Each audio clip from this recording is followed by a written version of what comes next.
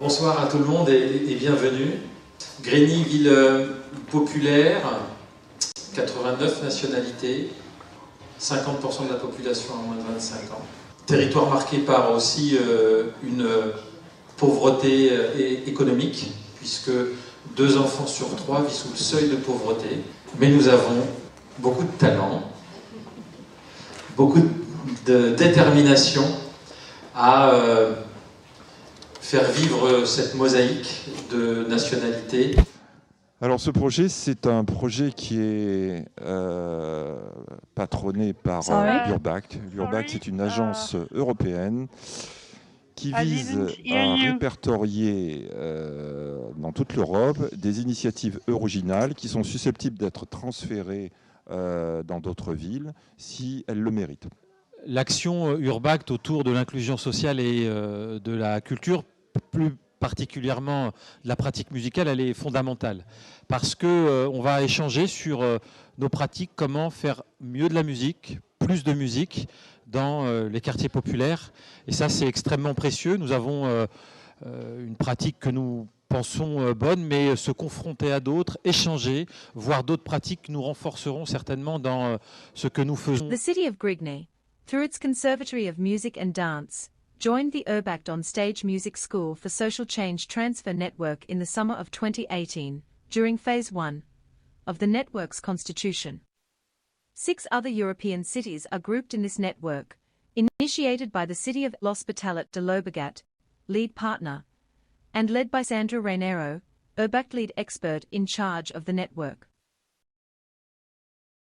During the first semester of 2019, starting the operational phase of the network, each city has defined, in the framework of a transfer plan, which good practices of the lead partner it would like to transfer. In order to experiment and transfer these good practices, each actor has defined demo actions. The city of Grigny wished to implement 3 demo actions, responding to the needs of the territory and allowing to experiment different good practices of the lead partner. Los Ilocol, to transpose, in school time, the socializing collective artistic teachings already practiced at the conservatory, in extracurricular time.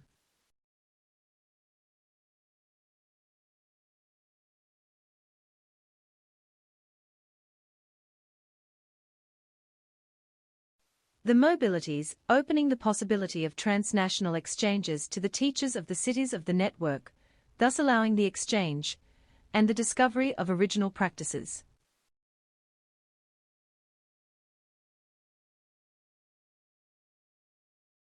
During school time, in order to facilitate the learning of pupils in the fields of biology, science and ecology, by providing them with specific notions and vocabulary that can be used throughout their school career. We hope that the sensitization to these universes, by using music as a socio-educational tool facilitating learning, will be able to nourish their ambition of professional orientation and to open to them, at least mentally, the field of the possible.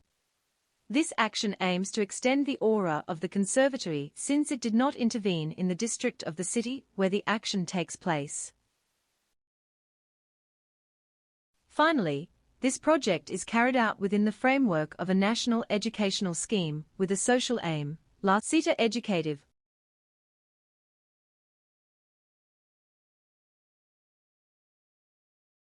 The health crisis of 2020 pushed the conservatory to rethink the implementation of these actions.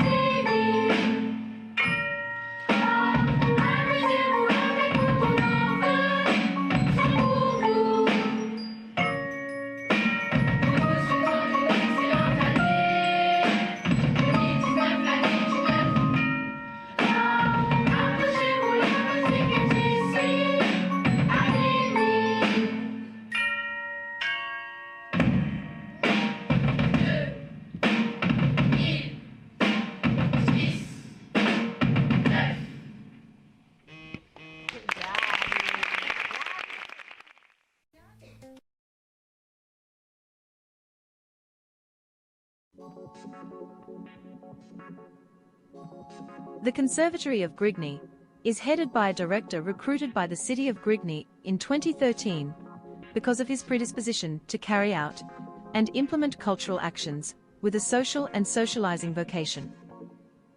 Grigny, the poorest city in France, hosting nearly 90 nationalities on its territory, is also one of the youngest cities in France. It is necessary to know its particularities in order to implement actions serving the general interest and responding to the challenges of its territory. In Grigny, nearly 50% of students leave the school system before the age of entry into high school, and often without having obtained any diploma. Only 20% manage to obtain the baccalaureate. This early dropout has an impact on the unemployment rate among 18 to 25-year-olds, approximately 45%. Faced with this observation, the city has developed a social policy geared towards its youth. This was affirmed in 2013, with the realization of the Grigny Education Conference. They will lead to the implementation of the Great Educational Project of Grigny, which will itself serve as a model for what will become the Educational City label in 2018. Within this framework, the city has implemented a cultural policy with a social and socializing added value, allowing in particular the sensitization to different professional fields by taking art as a support.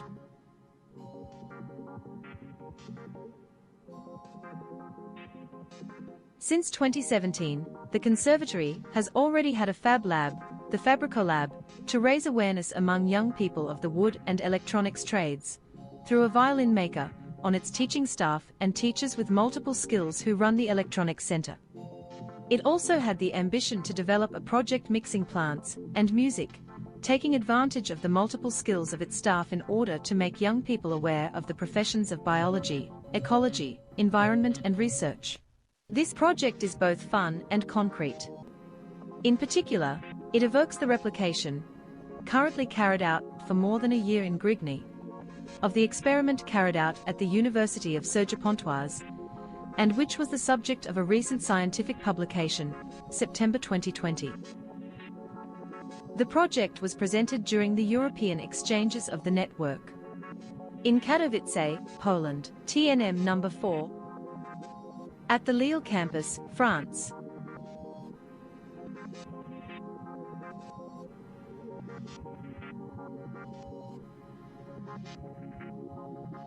In Grigny, binational meeting and mobility. This action will have a strong local impact, since it will be the subject of a visit by the Prefect for Equal Opportunities of Besson, Alain Buckwit, accompanied by the Mayor of Grigny, Philippe Rio, the Regional Councillor, Lamine Camara, and several local elected officials and articles. Despite the official delay of our feedback phase, the Grigny Conservatory will have the opportunity to share the experience of its transfer network, starting in September 2020. Edgar Solmy, Claudio Jara, and Pierre Journeau will lead a time of exchange around the network and good pedagogical practices, as part of the training week dedicated to art teachers, in September 2020, at the Evry-Corcoran's Conservatory. In November, an article on the demo action will be published on the national portal of La Cité Éducative, part of the Ville de Grigny. The project will also be mentioned in the context of an escape game created by the International Relations Department of Grand Paris Sud to promote the practice of foreign languages by the employees of the agglomeration community of Grand Paris Sud during lunchtime.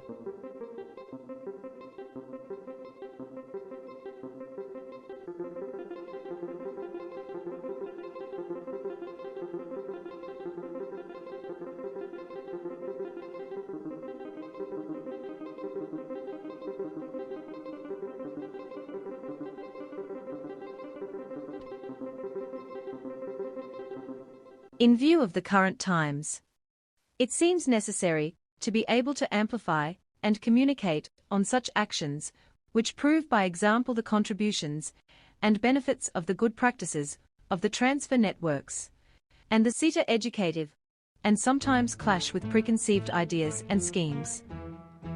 This experience, enriching for both the speakers, inhabitants, and students, has allowed them, through the themes addressed, to acquire beacons of understanding and reference points that will allow them to apprehend their learning in science in the colleges more serenely. We hope that we will be able to continue to accompany them in new multicultural facility in accordance with our school project and the expectations of the elected officials, and that these workshops will give rise to vocations. The future will tell us. Thank you to the elected officials for their renewed confidence. Thank you also to all our partners and colleagues who made these achievements possible.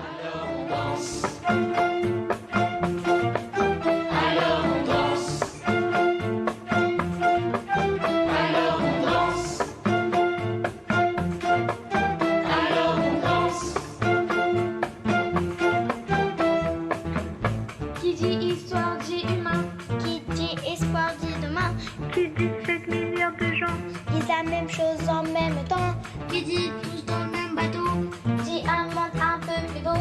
Comment dit-on fraternité quand on est chez soi sans bouger? Qui dit héros dit blouse blanche, qui dit éveil dit conscience. Rester chez soi, c'est pas un choix, Mais la nature reprend ses droits. y a la planète qui fait la fête, mais enfermé ça prend la tête. Y a la planète bleue qui respire pour un espoir, un avenir.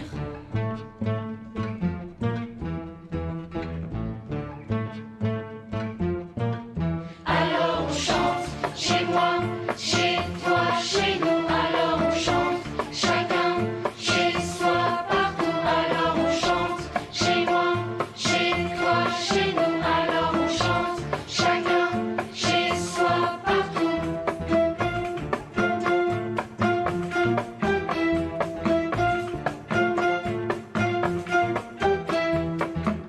Qui dit au revoir au lendemain, Dit recevoir un peu de bien, du bien de 7 milliards de gens. on en a tant besoin maintenant. Une fois qu'on quittera le bateau, la galère et tout ce chaos, il faudra bien se rappeler Tout l'amour que l'on s'est avoué, Qui dit valeur de la vie dit sortir des apparences. ça n'a de sens, on vous le dit. Que si chacun a sa chance, La chance d'avoir un horizon, dans un monde moins vorace, et que renaissent les vocations. que chacun y trouve sa place.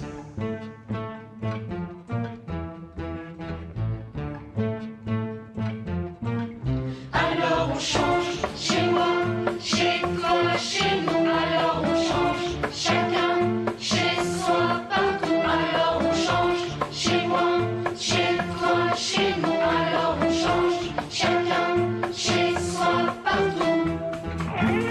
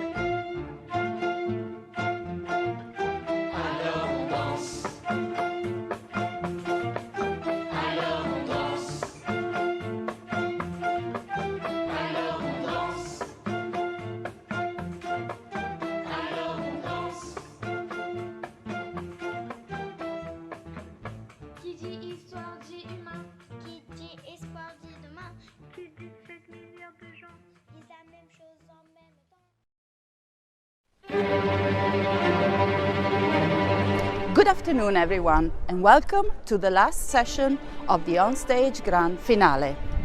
This is the Campo. The field is the Venetian version of the Forum, the public space where communities meet, share, discuss, decide, and create a sense of identity.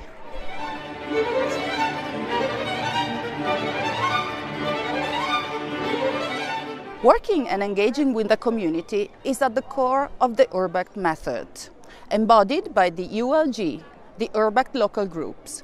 But more generally, it has been and continues to be the bread and butter of music schools for social change. Social change, innovation and cohesion do not happen only during a performance. Rather, they are the results of lots and lots of rehearsals involving stakeholders that represent the urban and territorial assets of cultural and artistic practice.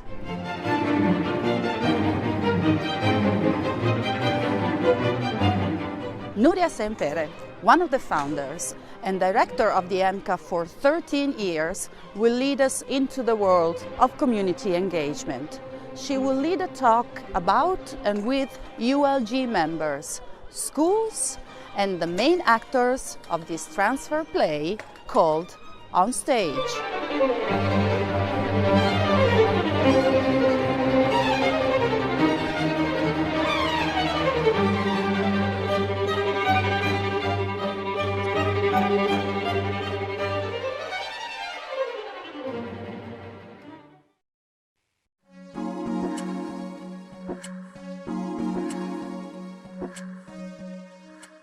We are for all. We, the community, support cultural capabilities for each and every one in the community on an everyday basis. Invite each and every one to join and advocate for a richer and diverse cultural environment. Thrive through sharing so each and every one gets space for steering the potential of the whole community. Play together, look, listen, and learn graciously because the entire city is our stage.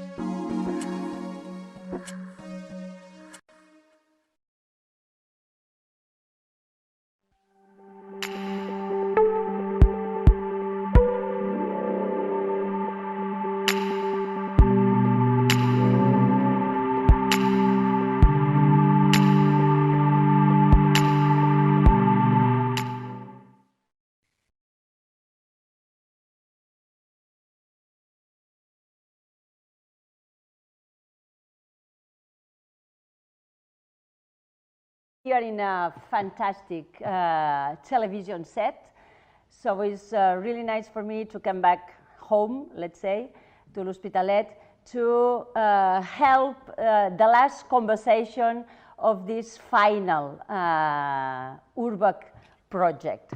As probably some of you know, I was here when we started the project. I was the director of the music school of the EMCA, but now, since 2.5 years, I changed position and I am the director now of the SMUC. Is the higher education music institution, the institution who ran the bachelor and master's degree at the university level in our country. It's also the public institution who runs those levels of education.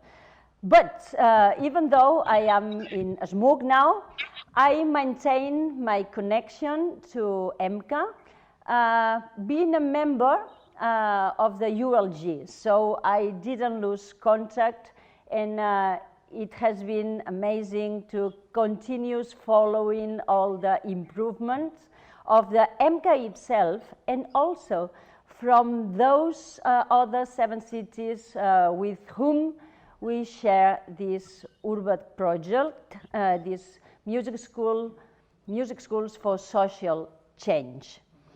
You can think maybe that a music school like EMCA or the SMUC, the higher music education, have different purposes. It's true, we have different purposes, but we are not that far away on our values, because EMCA, as you know, and all the cities involved in the project already knows, are trying to get more people involved in the arts and don't let no one behind. So opportunities for everyone and activities to reach as people that came from all the parts of our society coming into the artistic education.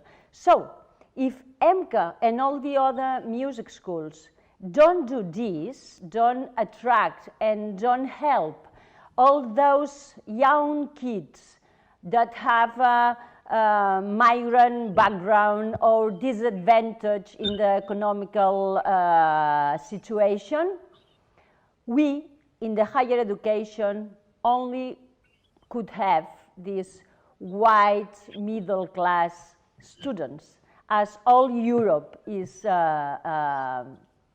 full in this higher musical education. So as the rest of institutions for higher musical education, SMUC is also engaged to have similar students as our society. And that's the reason why we strengthen the relationship with EMCA and all the others music schools and conservatories to get those young kids at the higher education. Not all, of course, just these who really have the abilities, who has the intention, who has the vocation to study superior studies.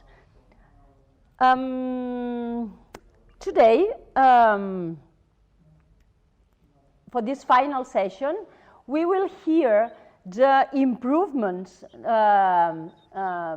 for this transfer plan after these 3 years of project. So today we will hear Marlena Hermanovic in Katowice, we will hear Susana Constante in Balongo, and we will hear Pierre Geniu in Grigny. But before giving them the floor, I would like to thank Sandra Reinero. I have seen those amazing videos in Venezia, and we saw how clever was the policy level in the municipality, the operational level in the workshop, the gondolas, and also this campo, this agora, this, I don't know, how do you say that in English? Not the yard, but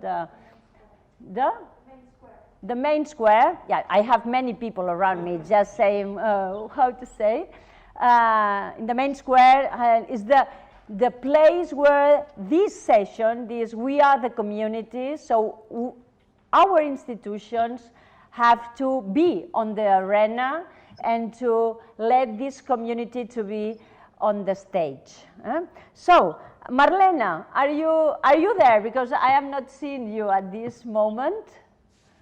Yes, I'm here. Hello, hello, nice to see you. Nice to see you.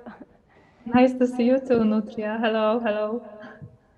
So you have the floor. Maybe you have 15 minutes more or less to explain what was happening with the brass band project and your collaboration, and how you get all this heritage in the field of the brass band in Katowice to improve this community aspect of your institution. So you have the floor.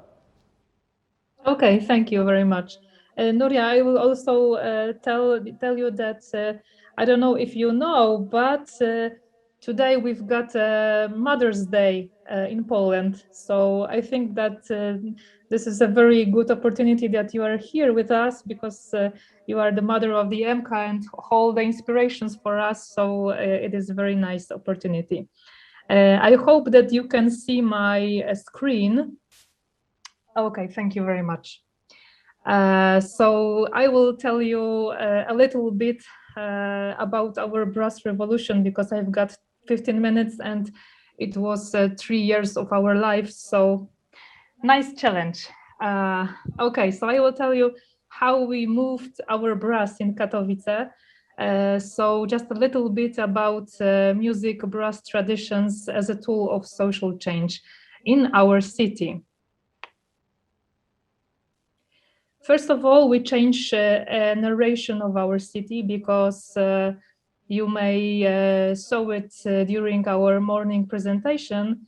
We've done a huge step, because we've changed our view from the heavy industry city to music industry city.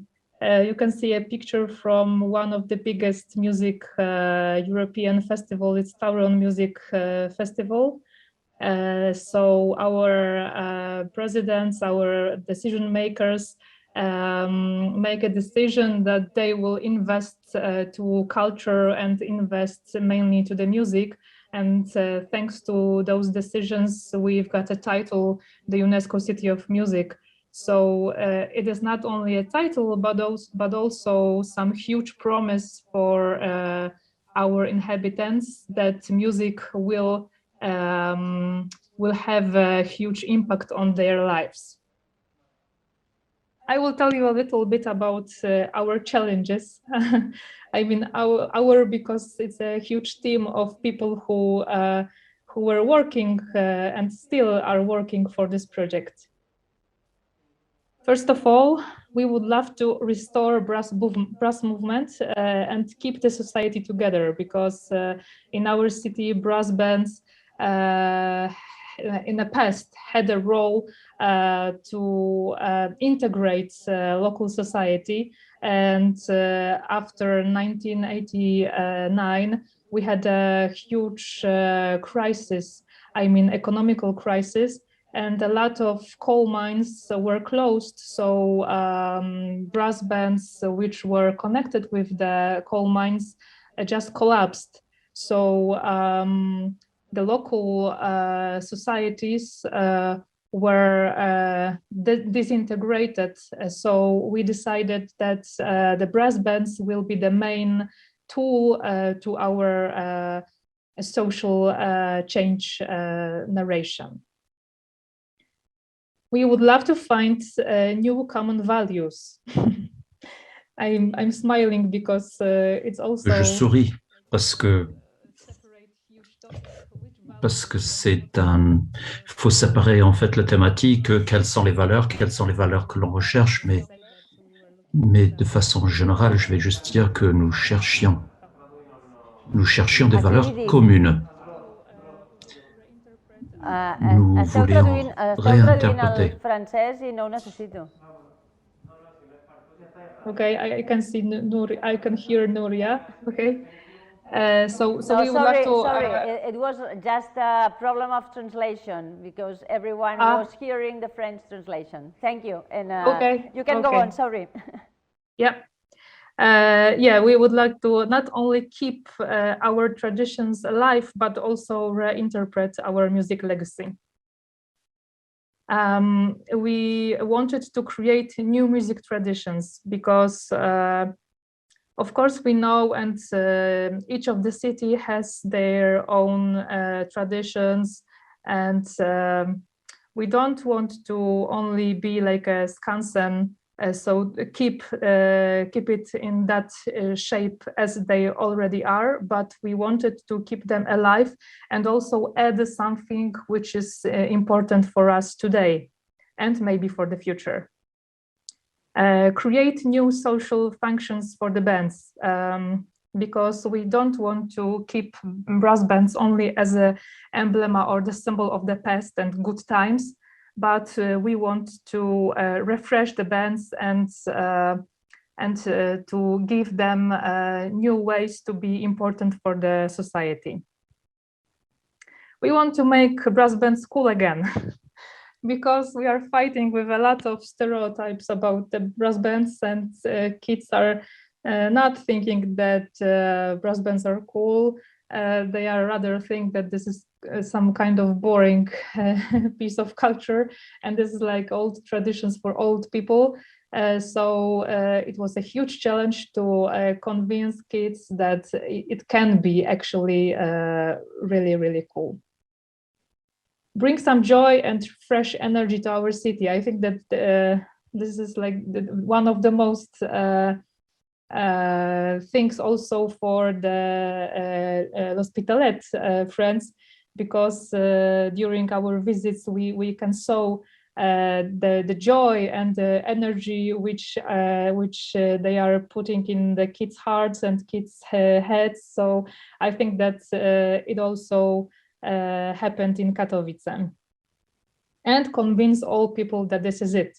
I think I'm thinking about really all people, so also about our decision makers, that brass band movement, it is fine strategy to refresh our music legacy. Not so easy, huh? Yeah, it's a lot of challenges, and it was a long journey for us. Why so long? Because of the stereotypes and kids' attitude from the beginning. As I told you already, they were thinking that this is kind of a boring piece of culture only for old people. Huge competition. I mean, kids are doing right now a lot of things. They are playing on their computers, their phones. They are improving their English. They've got many things to do, and maybe playing on a trumpet is not so important for them today. So we had to convince them that it might be something very special for them. Lack of music education strategy in our city, and I will tell you about it later because we are doing something with it. And lack of money and instruments, because when we were started, we didn't have even one trumpet in our institution. So luckily it also changed. And COVID-19, you know already everything about it, and people don't want to listen about it. So I will just skip it and go further. Step by step, just a little, because we've done a lot of little steps, but in a good way, I hope. What we've done, we've created a team of friends, because we are naming our ULG really a team of friends. They were supporting us during our whole journey, and even when we had the crisis, they were with us, and they were creating new ideas and new solutions, and they weren't focusing on the problems, but they were always looking for some solutions for us. So big thank you for them if they are with us right now. We analyzed people's needs and tried to react on them. We've asked kids what they think about brass bands, on which instruments they would love to play, if they really would love to play on any instruments. We were speaking only also with the parents, with the music teachers, with the activists, educators in our city, and we were trying to get to know their needs. We've made some local and international friendships. Thanks to project Brass Culture, we've also made some friendships with the orchestras from UK, from Netherlands, and from Lithuania. And thanks also to them, we've made some partnerships with European Association of the Brass Bands. And we've made a lot of beautiful things, which I will tell you just a little later. We check in practice and choose the best one.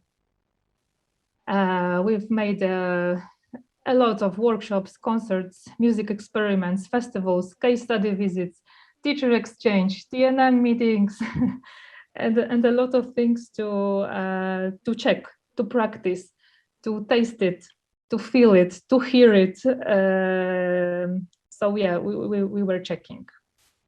We've changed the way of thinking. We bought a trumpet and just be present in our district, and this is like the main recipe for our local activists and for the people who are looking for their hobby and just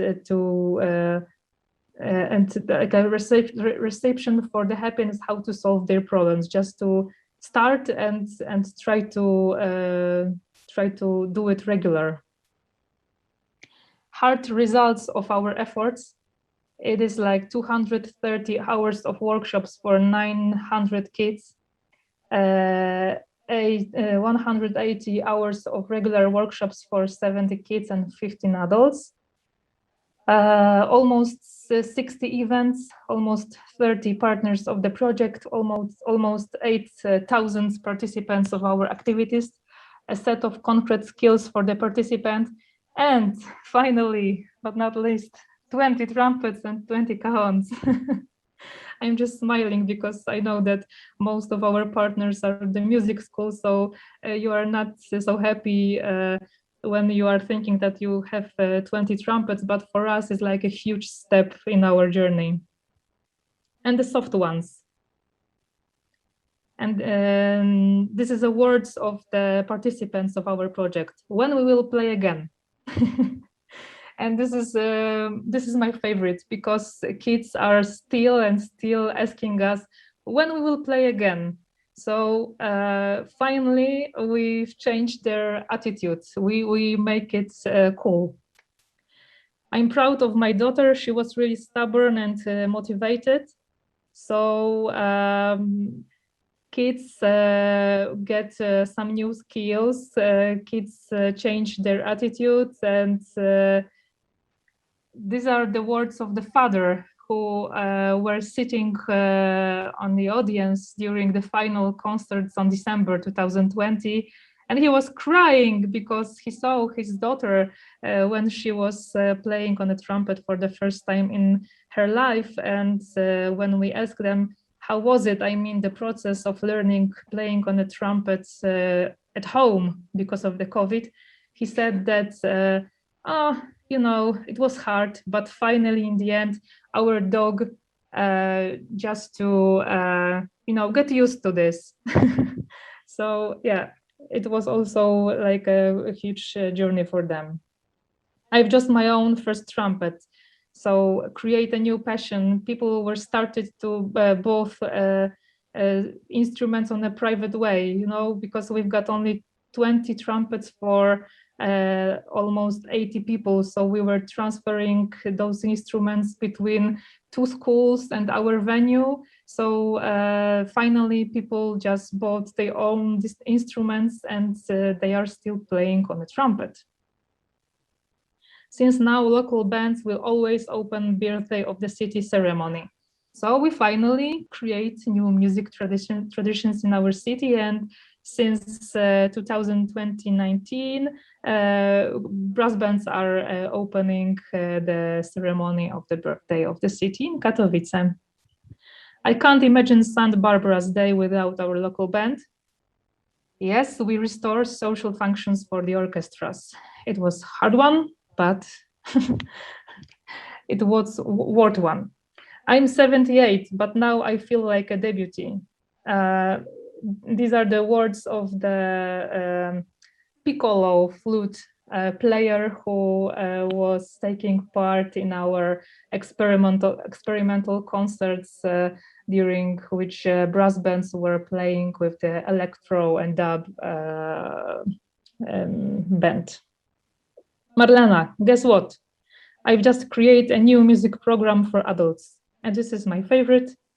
So I can really say that I've passed the zone because one of the girls from the adults group, which were playing with us on our project, create a new one, and she will start on September this year. So I really passed the zone, and she's got a new hobby and new love in her life.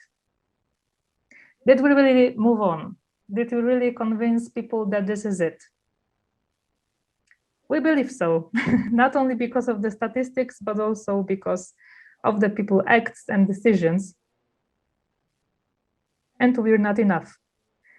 Maybe Nuria will ask us about our future plans, but I can only tell that I'm very happy because after those 3 years, we are not finishing our project with Urbact project and deadline, but since September 2021, we will continue our activities in our city and in 2 primary schools and our venue. So we are very happy that we really passed the zone.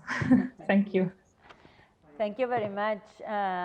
Thank you very much, Marlena. It was really, really nice to not only hear, but also see, especially this renewal, the heritage, and to get this new meaning and new contemporary meaning of the brass band. I will ask later on, after the other cities, I will ask if, the future plans, as you tell me, after September 21st. So what will go on, and tell me what are you asking to the city and the community for going on. I will ask also for the gender stereotypes in the brass band. So I will ask you to explain a little bit how was on, how you changed, what you're find and how you transform. And also COVID-19, I think we cannot escape. I didn't say nothing at the beginning, sorry, even though I was vaccinated this morning, so I have this Moderna here this morning, and I didn't ask, sorry, but these 3 topics, when we hear the other cities, Marlena, please, let's go back and have these more stories from Katowice. So, okay. But for those who haven't been there, it's true that Katowice was like this carbon city, but now it's such a beautiful city. So this musical improvement is a kind of second step for giving back to the citizens a beautiful city. So let's go back to you. Thank you, Marlena. Thank you very much.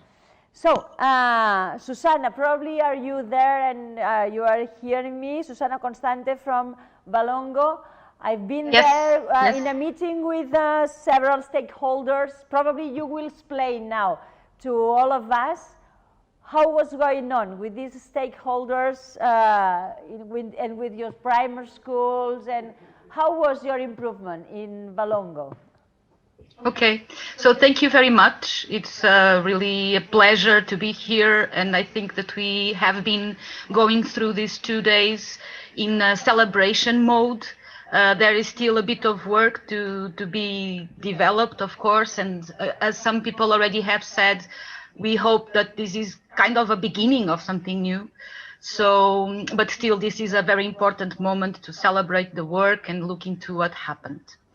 In our case, in Valongo, and as we discussed with the partners and also with Sandra Reinero, our mentor for all of this process, we are going to focus a lot on the process that took place. Also, some of you may have participated or looked into the contribution from the mayor from Valongo, and so you may have noticed that the process is key within our experience. Of course, we have also some sharing to do about the concrete transfer, let's say, and the shape that it will take. but our proposal is to look into this stakeholder engagement and participation as tools for social change. And I wrote here this kind of quote because it's a lot, well, it's kind of stealing from activism, from some specific activism about youth, for instance, or people with disabilities, but still it is a lot related to the models or the approach that I'm going to share with you. Nothing about us without us.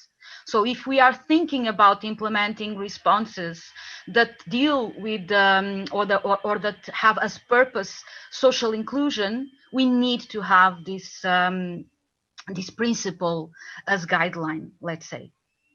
So I'm still going to try and to challenge you to try to still make this presentation interactive. And let's see in the end if it works. But basically, my suggestion is that either you please go to www.menti.com, as it is shown here, and use this code 2542911, or you can even use this QR code. You will go inside a page where you don't have to be permanently. You can still follow the presentation, of course. But every time that along the presentation that there's something that comes to your mind, there's a word, there's a concept, something that may be aha, or maybe something that you want to contribute with, you can go to this page and write there 2 or 3 words, okay? And then in the end, I will ask you to submit, and maybe, let's see if it works, we will have a word cloud of your own contributions about what we are talking about here. So this was a kind of a side remark. Let's go into what we bring to you today. So as I was telling you, looking into stakeholder engagement as participation, and participation as tools for change. And what we wanted to start with is to review URBACT's own guidelines. I don't know if you remember the partners of the transfer network, but in the beginning we had, along other materials, and I think it's also important for the people that are listening to us to know that the URBACT facilitates a lot of these methodological materials for us. But there was this one, the support group, the local support group toolkit. And in there, you have these ideas. This is what's written there, okay? URBACT is about cities and people, and it has as mission to promote sustainable urban development. And the key element of this is to nurture the talent of city stakeholders across Europe. At the heart of URBACT activity are 2 main approaches: integrated urban development, and here it is, participative action planning. So based on a holistic approach that takes into consideration the physical, economic, and social dimensions, from a sustainable perspective, this approach is recognized as the cornerstone of these development policies. And it is also written there that for the URBACT team that work on this, there's this acknowledgement that there are many working cultures and a variety of approaches in what concerns participation across Europe. So we are going to show you for us how it was, okay? Still reminding that one of the steps that we took for this was to have to create the URBACT local group, and having as aim the same aims as URBACT, to facilitate the exchange of experiences and learning among city policy makers. We had them there, decision makers, we had them there, and practitioners, and we had them there. To disseminate good practices and lessons drawn from these exchanges. This was all, and it's going to be shown to you in a brief moment. This was all of this was in our transfer plan and in the activity that we developed. And assisting city policy makers and practitioners to define and put into practice action plans for this urban development. In this case, of course, specifically for using performative arts for social change. So in the case of Valongo, this was the shape that it took. I'm going to show to you, on one hand, a kind of a timeline. Actually, it's our transfer story, but it's also kind of describes the path that we took, that shows a lot of what we did, that goes in line with what I just read to you, with what we just reviewed. So there was an invitation. This is the first thing. Of course, this invitation comes from the fact that Valongo, also the mayor explained this yesterday, the fact that Valongo applied or presented, best way to say, the human library project as a possible good practice, and then created synergies, lots of, a very important word in what concerns URBACT, creating synergies or synergies, but created synergies, and then this invitation came. After this invitation, the team from the city hall, a team from the city hall visited L'Hospitalet. And we got, as a team and as a municipality, the first perspective of what was the good practice that we wanted to bring into Valongo. And then, very important also, was the need to characterize what was Valongo's starting point. So we wanted to bring in this inspiration from the original practice, but in a tailor-made way in what concerns the territory. So we characterized the starting point of Valongo. Next step, as I told before, the creation of the URBACT local group. And basically, in the case of Valongo, and maybe this happened also with other partners, but in the case of Valongo, this was mobilizing a network that Valongo already nurtures a lot. So it was bringing in stakeholders from the field, of course, of performative arts, social inclusion, education, and so on and so forth. And the work came. So for the first, well, there was a period of around 3 months where we were building our transfer plan in a very participatory way. We had maybe 10 to 12 meetings to create our transfer plan and to make sure that it was coherent with the concrete reality of Valongo. And this transfer plan brought in some of the elements that I was saying before. So for instance, to explore existing knowledge or the added value from the partners by having these visits to existing practices, to promote reflection among partners even further than the local group, in the sense that we knew from the beginning that we needed to have a broader view of the subject and the subjects in case. And so we also have, for instance, academics or other practices from the north of the country, around Valongo, or even from the country as a whole. And then again, nothing without us, about us, or nothing about us without us. So we also involve the young people on, in this case, experimenting some of the possible activities to be proposed. We defined to whom, or we worked with the stakeholders, again, in nothing about us without us, because this is also about the stakeholders. So with the stakeholders, we defined to who we would aim. So we decided that it would be young people at risk of school leaving, and we work a lot on thinking about who is this young person. We also created a local mapping with the existing initiatives. As I was saying, it's based on the concrete territory reality. So we needed to map this reality. So we have, I will show you a bit later on, very briefly, we have a map of the concrete existing practices, projects, equipments, and so on, that may make a bigger potential of the. And then after all of this, or in some cases, for instance, the public sessions are still going on, within all of this, we worked in the ULG to compile everything that we gathered and give shape to the response, which would be, in the end, of course, a proposal to the City Hall. Alongside, we already talked about, there was a pandemic, and here we note the importance of being able to still interact with transnational partnership around this. and I'm sorry, this was too fast. And we had, as I said, an important meeting with the city hall, with the mayor. Of course, the mayor and the councilman were very involved in all the process, and this is also an important ingredient, let's say, to present the proposal. And as we say here, we expect nothing less than the best outcome, let's say. So this was a bit to tell you about how in practice we make it happen.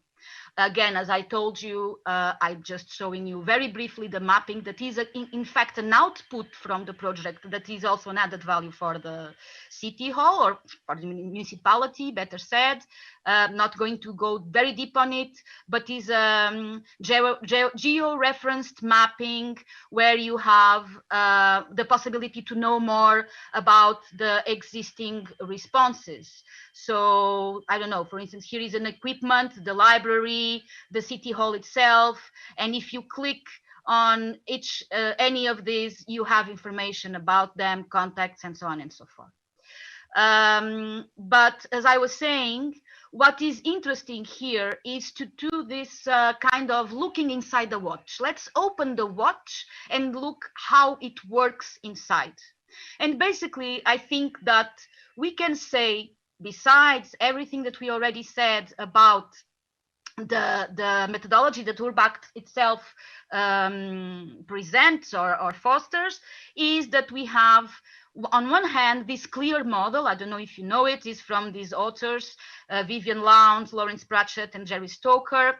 And basically what this model says is that participation will work, will function, will be effective if people that are involved, and here we must say people / organizations, of course, have the capacity, they can participate, if they are motivated to participate, if they are enabled in the sense that the conditions for the participation are created, if they are asked to participate, and very important, if they are responded to. And in the case of the project that we developed, we went through all of this.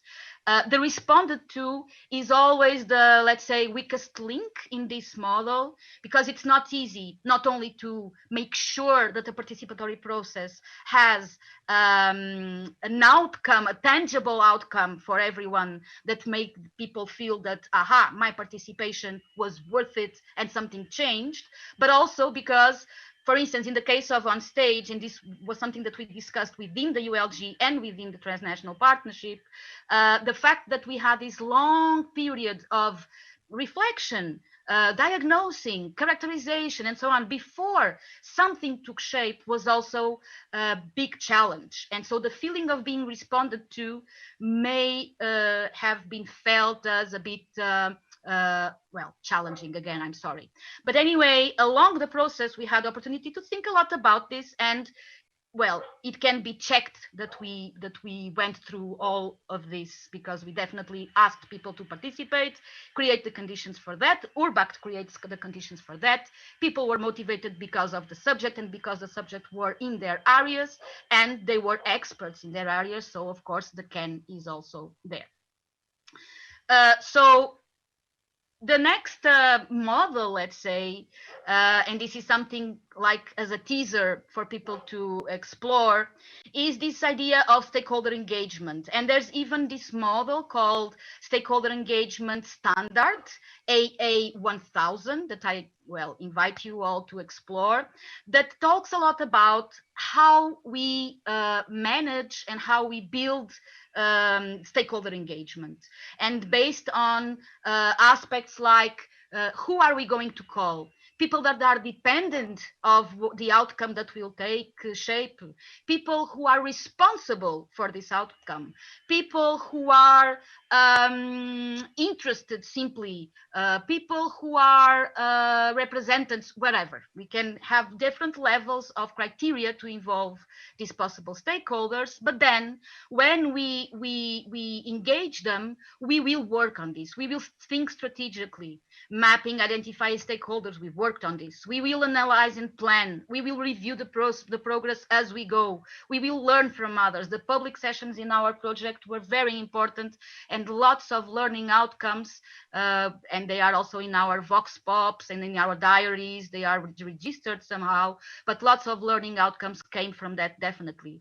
We will strengthen our engagement capacities, design the process, and engage, and act, review, and report. Sorry. And as you can see, it's a cycle. So it's all an ongoing and every time going process. So this was a bit about opening the watch, as I was saying. This was a long process. This is still going on, and we are well, quite anxious to be able to have tangible, not only perspective but possibility to tell what is the pilot project that the mayor also mentioned briefly yesterday that will take shape in the next school year. And as you can see, it's ONSTAGE Valongo created seeds, because ONSTAGE Valongo will finish as an URBAC project, let's say, formally in June, but it will go on. Okay, so the seeds are there. And so now is the moment where we would check if this worked. And so if you have not yet written any words in your Menti page, I would ask you to do so now. And I don't know how many words you put there. If it's only one, please just submit now, and let's see what we will have from your submissions.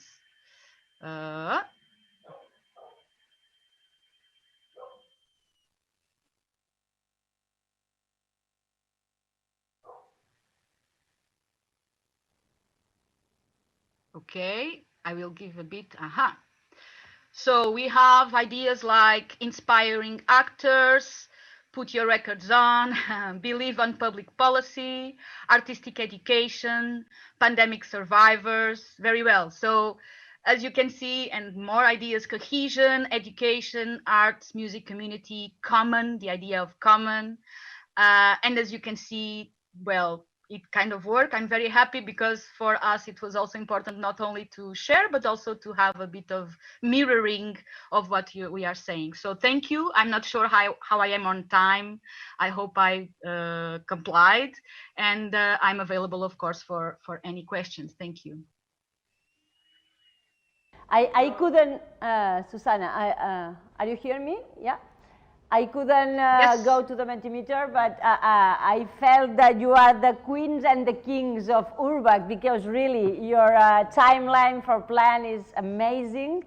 And after listening to Grigny, I would like to hear about this everyday life of this stakeholder engagement standard and URBAC local group, because professionally impeccable, but it would be nice to hear some normal stories about how is the connection, the everyday life connection. Because I was remembering the keynote, Mrs. Ann Bamford for the keynote speaker at the beginning. And you remember when she was speaking about the Belgium experience with many people from Belgium, and she spoken to them, with the idea that every day everyone knows these others, and suddenly she realized that no one was knowing no one, even though they were living in a small country, and they were professionals of the same field. So I think in Valongo, something like this happened. I have the feeling in all those days. So after Grigny, we will come back to you, and please tell a bit more like this. Thank you, Susanna. And now, Grigny, Pierre Geniu, are you there? I think you will speak. Oui, we have been enjoying the yes, video with this Alone Zone Dance. It was amazing at the beginning of the session. But please explain us your project of improvement, because I think it's something with the STEAM in the primary school. So you have the floor.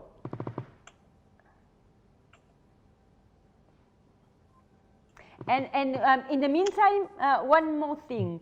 Don't forget to help us with the questions. Please, the audience. You have this, below the video, you have the possibility to write your questions, comments, and things to say to the panelists. Yeah, thank you. To the panelists of the session, so don't forget to do it. And now, Pierre, I think you will speak French. Vous parlerez français, mais on écoutera en anglais. Alors, il serait difficile, especially for me, to go with both languages. It's difficult in both, but yeah, go on, Pierre, please. On va essayer de faire au mieux. Okay, we'll try our best. Good afternoon, everyone. So I'm Pierre Gerniou. Some of you already know me.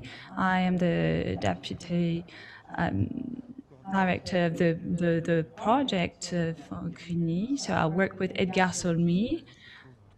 He's right by me, actually. He's in the same room. So if you have any questions that you want to address to him, don't feel free to ask them. I'll be speaking about music and science mainly, and before starting my presentation, I believe it is important to talk about the particular context in Grigny. So we have about 30,000 inhabitants with 92 nationalities represented on its territory. It's a city that has a young population, as 50% of the population is under 25 years old, and it's also the poorest city in France. And finally, the Music Academy was attached to the agglomeration that it is a part of in 2019, and this agglomeration, the conurbation, is one of the greatest in France with over 350,000 inhabitants. So I'll be talking about the demo action and how it influences plant growth through music. So it was an experience that was run in Grigny between 2020 and 2021. So it's a way to raise awareness and to open kids to new areas like ecology, sustainable development, research. And this project allows for the regulation of protein synthesis of plants through music. So that's something that was developed by Joel Sternheimer, and it is called proteodes. So this stemmed from two things. So first, there was a huge school dropouts in Grigny. So most of them leave school before high school, and only 25% of them have their baccalaureate. And the vineyards that we have in Grigny show that the great agricultural past that we have in Grigny. So we decided to use music as an education tool to make kids discover about new areas, new fields. And it started with the Fab Lab, called the Fabrica Lab, and we have someone who raises awareness of kids, I know, who teaches them about lute making. So he's himself a stringed instrument maker, and he organizes meetings with professionals. And the challenge was to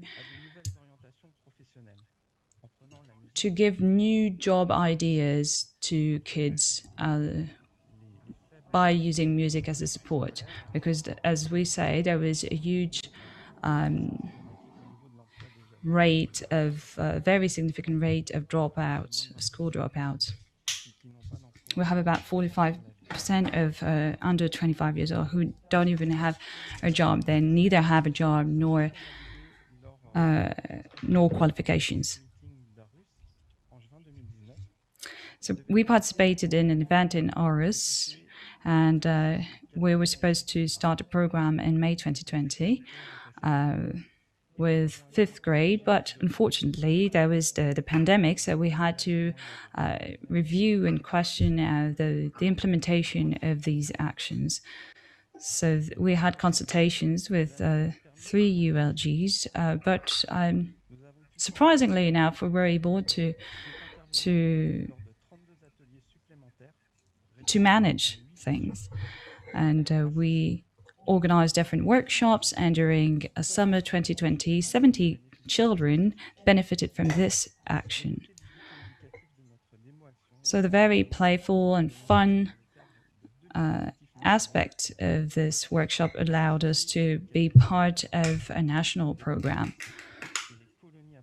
Holidays and learning summer camps were a mechanism in France to compensate for the impact of the crisis on education, and their purpose was to strengthen kids' skills and to make it more fun and playful during summer.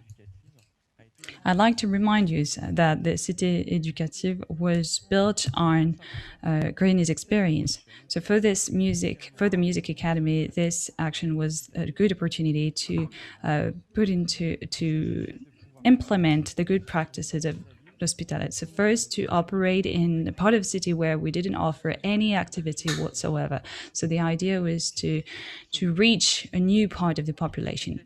The second idea was to make new experiments on how to use music as a driver for empowerment by completing our initial offer with new trainings with schools, something that we initiated with the Fab Lab and that we started in 2014. So with this new dimension, we pursue our inclusive actions to have a comprehensive approach with how we deal with young people and how to favor and promote empowerment.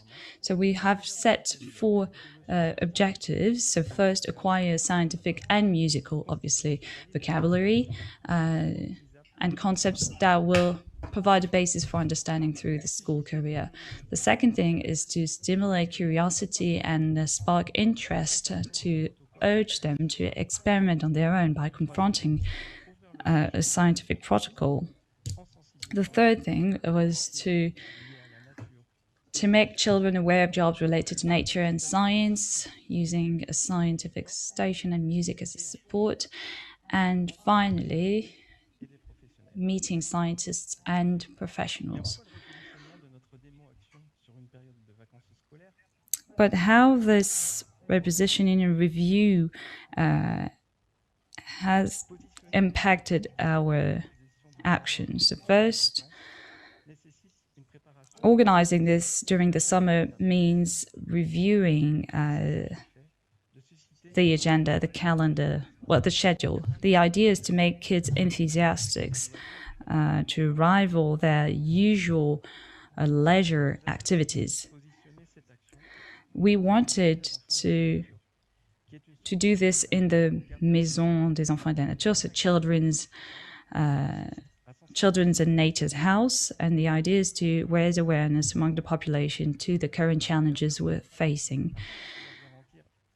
And besides, in order to foster concentration, we focused on short sessions in the morning during the week and to form a full pedagogical sequence.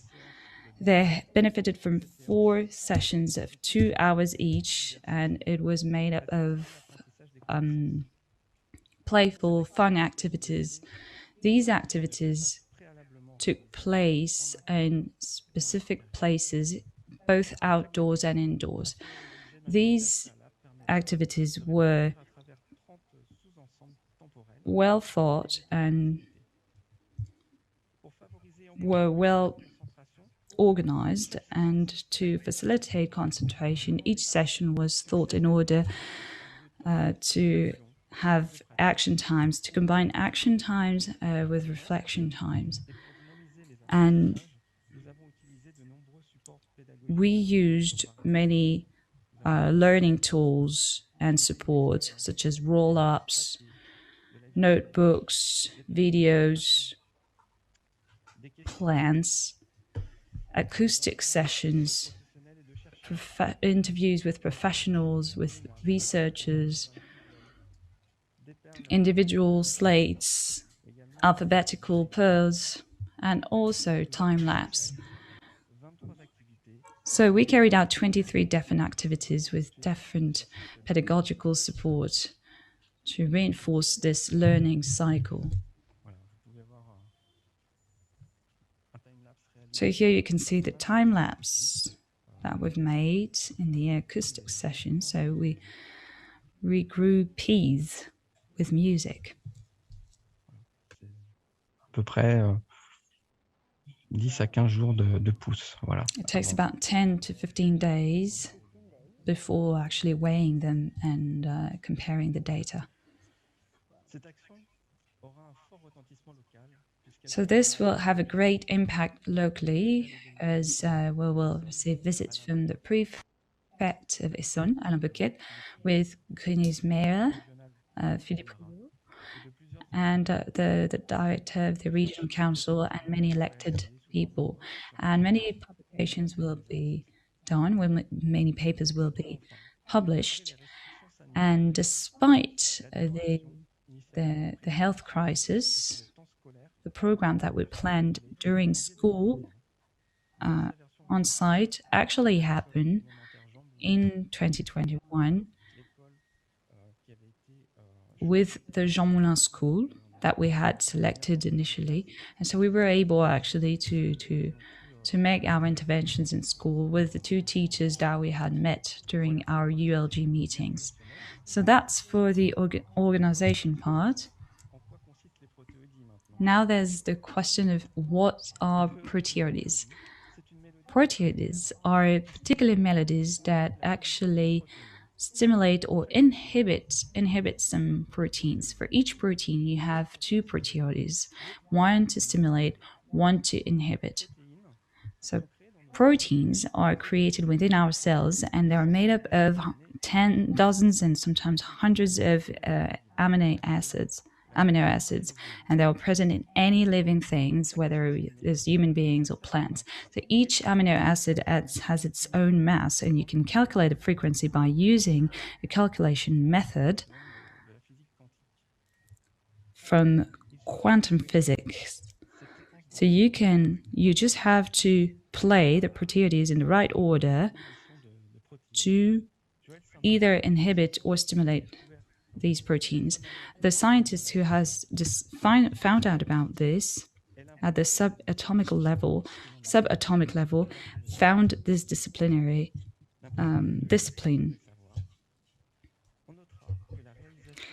And the achievement of such a project is very interesting because it calls on different subjects: physics, biology, music.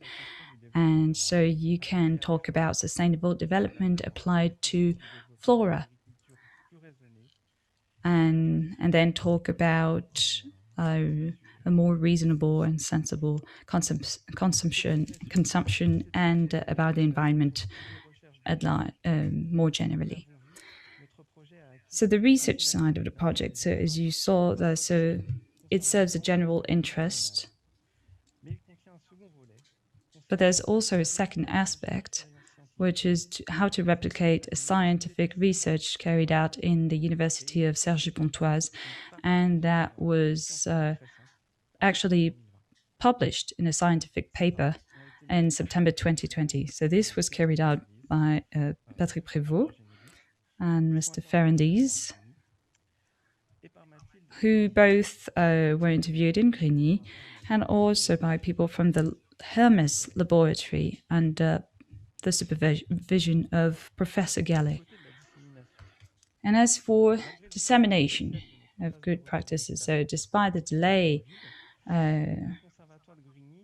in the implementation of our actions because of the pandemic, we were able to organize meetings with the transfer network. Edgar Sami, Claudio Jara, and myself have organized a discussion around good practices, good education practices for teachers. And this took place in Évry-Courcouronnes, a city in Essonne. And this project will also be mentioned during an escape game organized by Grand Paris Sud to promote language learning. And so that's something organized by Grand Paris Sud, as I said, and it will be organized at lunchtime. Many papers actually mentioned this project, and in November there was an article published about La Cité Éducative. And now we are in 2021, and the Music Academy of Grigny is celebrating its 50th anniversary. And as a conclusion, I would like to say that it's not always easy to bear an innovative project, and I actually prepared something to share tools that might be helpful for people who are in the same position as we were, so that means being pioneers. But these obstacles are worth being overcome because it sparks curiosity, it triggers debates, and it's important for the youth as well. So hopefully it will give new career ideas for our kids. Thank you for your attention. It's really amazing to see. Music and math always have been together, but you really proved that. And when we came back later on, it would be nice for us to know, how do you assure in this such a diverse and multicultural city, how do you assure that this double path, the artistic path and the vocational training path, doesn't have a gap among social classes or diversity or so on? So how do you manage to don't run differently for the different social classes? Or maybe now or maybe later on, because it's just to think about that, because I will give the floor to all of you later on, and maybe that can be a point you can go on later. Among others, because we are receiving some questions, we will go back to you. And now I think it's my turn. I have to I'll do very briefly explain how was our homeworks in L'Hospitalet, because we started the project but of course we have many things to improve, and we have been working in these last 3 years in 3 main aspects. First of all, to reach groups of people that we didn't have with us before. That's the first. I will back how. The second one, to dive more deeply, or to have more integration among the 2 groups of teachers working together in the primary schools. The teachers coming from the music school and art schools, the teachers directly in the primary schools. We have been working in how to work deeply together in the primary school. And third, as you, Grigny, we started with a research study. In that case, if I start with this, with a SMUC, with a Catalan higher education school where I am working now, and I am the principal, because as I was telling to you in the beginning, we both, music schools and high music schools, we have different purposes, but we need each other, not only to reach the diversity of our community in both, but also because music schools are providers of students to the high schools, and high schools are providers of teachers to the music schools. So this working together is a community duty we all have all together. We have an example. We have seen those days many teachers in the EMCA L'Hospitalet. Most of them are former students or are alumni of the SMUC. The director, Raúl, you don't see him, but he's there. Raúl is a former student of SMUC. Enrique is here also. Is a former student of SMUC. Zayana, you have seen her too this morning, and she is also, and many other teachers at the EMCA are former students, are alumni of the SMUC. So these common values are indispensable, probably it's not an English word, but why not, is fundamental to enrich the community and enlarge our impact in all the society. So first, we started here in L'Hospitalet with a research study about the impacts, because we knew the impacts, but just because we saw them, but with one of our research professors, we started a study to the goals you all know, this enlarging the number of people that reach the musical, drama or dance practices, to get them from all the social backgrounds and use the arts to develop the community and to increase the skills in the formal education. So research study is one of the fields. The second, to deeply go into the primary. In the ULG, we have, I think like Volongo, we have all the community in our ULG. So we have the NGOs, the Roma people, the NGOs of Catalan traditional heritage culture, also other NGOs from other folk tradition from the rest of Spain, so cultural NGOs. We have also the schools, the nursery, the primary, and the secondary schools. We have the parents, we have the students, and we also have the universities. The music universities, like SMUC, but also the general universities as well. So in this ULG group, and this ULG,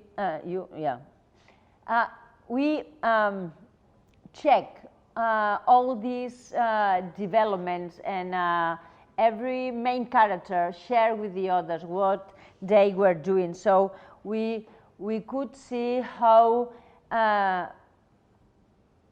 meeting more often, having more activities together, sharing everyday life into the primary school, they could go deeply in these primary schools. And the third field for improvement was to reach groups of people that we didn't have before, like the toddler. We didn't have that, and we opened two projects, one with a kindergarten, and another one with the health center for early diagnosis in development learning disorders. So these new groups coming, and also youth. We have youth, but only the interested youth, And now we have more teenagers inside of the secondary school that are running a 360 degrees project around drama, doing all the professional activities around the theater activities, and also another type of youth, with a project with an artistic project with a mental health center, especially group with addicted youth that also experience an artistical creative project. So we did these 3 improvements, these new groups, these going deeper into the activities in the primary school, and also starting a research study. But I see the clock, so let's go for the questions. I propose to use the same order, if you think. I put some questions before, but I have some other ones because it's arrived into our platform. I've read one that is your expectations. You started this project with one expectation, we ran the project, and we are closing today. How was the math activity between these 2 moments of expectations? And we have another one for all panelists, like this. The first one, and now this one is from Sandra. Hello, Sandra. Nice to say hello to you. For all panelists, do you remember the most difficult moments when mobilizing stakeholders from the cultural and other fields? How did you convince them to get on board on your transfer journey? So, Marlene, on your Mother's Day, as you have said earlier, so these 2 questions, and my questions as well, if you have some time. So let's, we have like 3 minutes like this, 3 minutes each one. Marlene. Okay, yeah.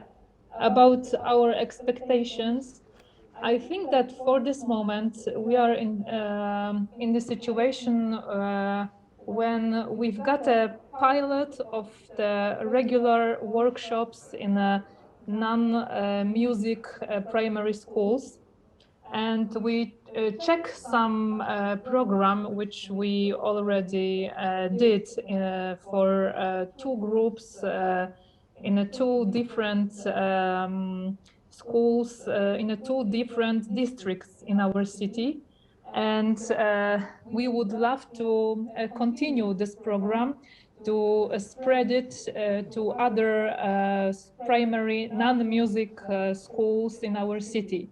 So I hope that we will have a chance to create a more wider program. And I also think that this is a good sign that our small brass revolution will be a part of wider culture development strategy for Katowice 2030. So I hope that we will have a chance to check it, and our expectations will be to have a chance to try. We have noticed it, and we will see in 2030 if this gender gap that we all have on this special field is covered by you, and you are at the top of that. Thank you very much, Marlene. Susanna, thank you. Your everyday life with the stakeholder, your expectations, and your challenges. Yes, maybe I would go for this difficult moment one, not dropping the others, but just to say that it was not quite about convincing the partners, because as I said before, Valongo has in what concerns the institutional municipality, let's call it like this, but also in the territory as a whole, there's a culture of networking, definitely. So for instance, within the ULG, we had different partners from different sectors, and every time we were meeting or preparing some activity or working on the transfer plan or whatever, there were partners sharing another project where they were working together, and this is like how the way that we say it in Portugal is like mushrooms. So they are popping everywhere, and this is definitely something that is there. But there were these difficulties, as Sandra was saying, and I think it had to do with the level of ambiguity and uncertainty that, on one hand, a methodology like URBACT proposes, which is you have a good practice, you need to get to know it, you need to look into your own reality, and you need to do this kind of math exercise so that what will take shape will make sense, will be coherent. And this takes time. And so this uncertainty of what was going to happen, the fact that in the non-governmental sector, but not only in the public sector also, we are a bit framed in our work to go through, how to say, the project life. Like we start with goals, we start with foreseen activities, and we do it. And here we started with time to think what activities we wanted to do. So this was a bit of a challenge, but I think, and now connecting to the expectations, that I think along the process there were various moments of managing expectations from everyone, but I think that maybe not expectations that people foreseen from the beginning, but they were met. There were expectations met, in the sense that the fact that people were working in synergy, the people were learning together, that people were having moments to discuss their work. Even during the pandemic, we had the opportunity to have I think maybe 2 or 3, I'm not sure, but we had the opportunity to talk about how we were dealing with it and so on and so forth. And this created learning in the sense of added value for our experience, let's say. So I would say that the fact that participatory processes are messy and are kind of open-ended brought a bit of, well, I'm not going to say anguish, but a bit of here or there, what's going to happen, what will it be. But at the same time, the fact that it's collective and involves people, it generates learning. And I think it was and it will be, because it will take shape in a concrete response, worth it. I think that the partners share this perspective. Thank you very much, Susanna, always getting up from those difficulties. And Pierre, these general questions for all panelists, but also this one with be careful with the gap.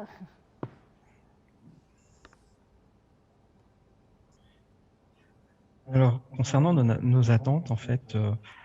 With respect to our expectations, the mayor said yesterday that they'd like to continue to develop European partnerships as they've been developed over the last few years. And in particular, the director of the conservatory here, we'd like to take this down a level.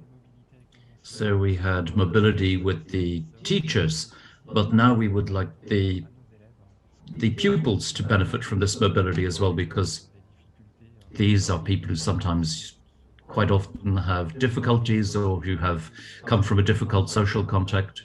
And some, you know, they don't even live in Paris, they live 30 kilometers away. So like you were saying, the fact of being able to offer them an opening with other partnerships, that would be something that would really provide a wealth of experience for them.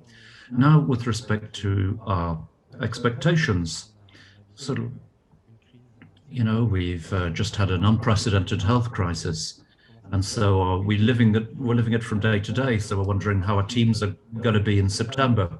So we still don't know what it's going to look like in September.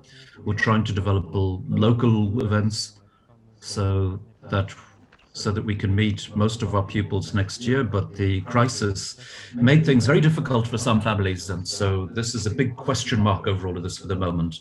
Now, to come to Sandra's question, you know, we were a bit like you in Hospitalet. we were sort of like culture and social. You've been doing it since 2005, but we started in 2014. And in fact, we didn't have a problem with mobilizing stakeholders. It was about how to position oneself at the beginning, because this contact with the stakeholders, we did it 1 to 2 years beforehand. And so we were in the after phase when we were trying to look for specific projects with the various stakeholders. So we had the opposite problem, in fact, that we have a municipality which is medium or small sized, depending on your point of view and perspective. And because of this, there were a lot of actors and stakeholders on the ground who know us very well. And our problem was that we don't have enough hours to propose to our partners to go into schools.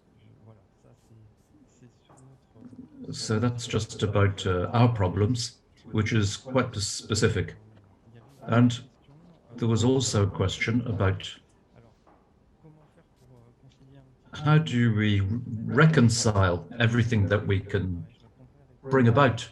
And I'll answer this in 2 steps. First of all,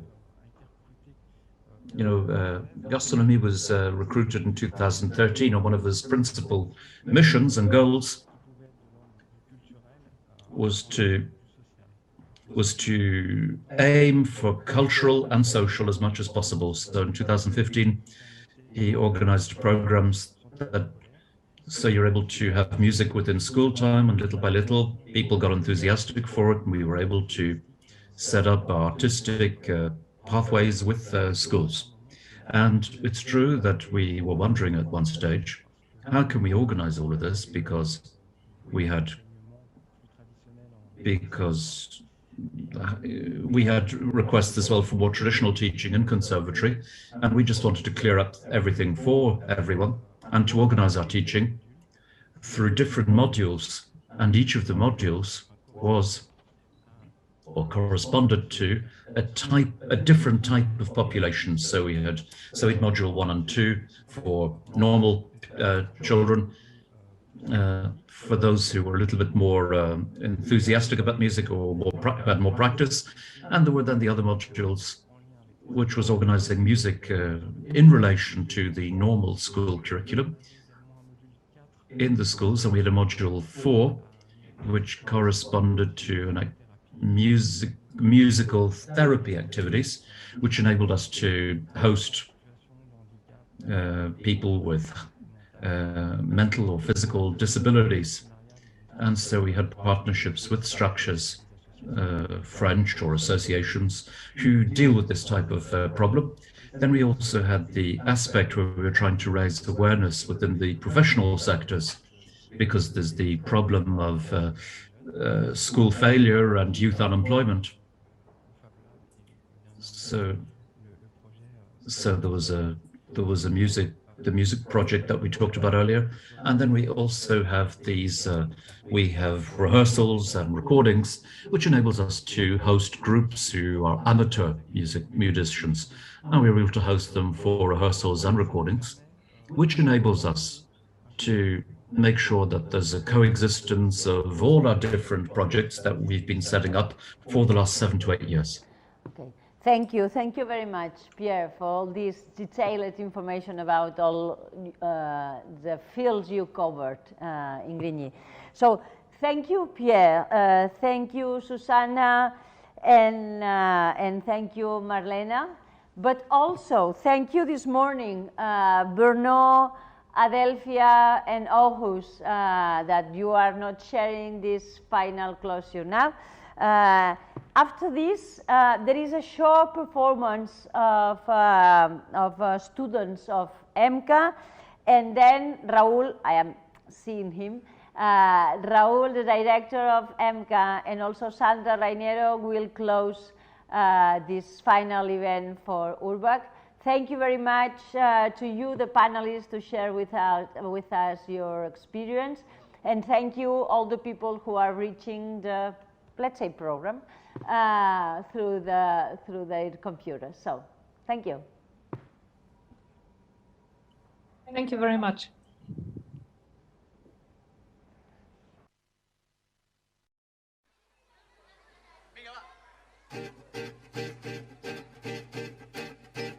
Well, sometimes I go out by myself and I look across the water, and I think of all the things what you done, and in my head I paint a picture. Cause seems I'm coming home, well my body's been a mess, and I miss your ginger hair and the way you like to dress. Want you coming over, stop making a fool